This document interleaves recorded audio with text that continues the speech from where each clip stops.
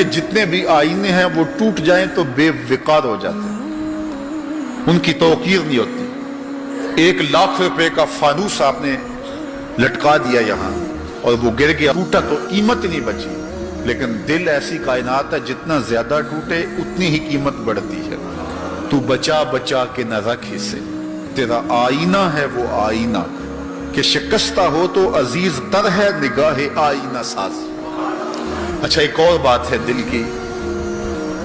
گھر لٹ جائے تو لوگ روتے ہیں گھر لٹ گیا اور گھر برباد ہو گیا، لیکن دل لٹے تو آباد ہوتا ہے۔ اقبال نے کتنے خوبصورت پیرائے میں یہ بات کی کہ قید میں پہنچا تو حاصل مجھ کو آزادی ہوئی، قید میں پہنچا تو حاصل مجھ کو،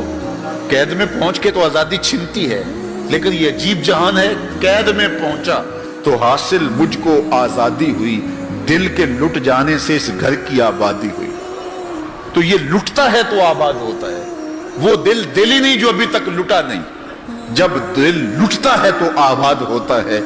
اور کتنے خوش نصیب وہ ہیں جو جن کے دل مدینے کی گلی میں لٹے ہیں۔ اللہ اکبر، تڑپ اس کے لیے سامان زندگی ہے۔ اللہ اکبر، مجھے بہت پرانی یاد آ گئی،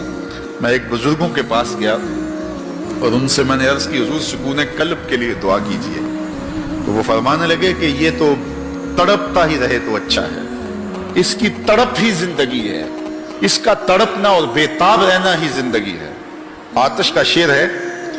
اور کتنا کمال اس نے لکھا،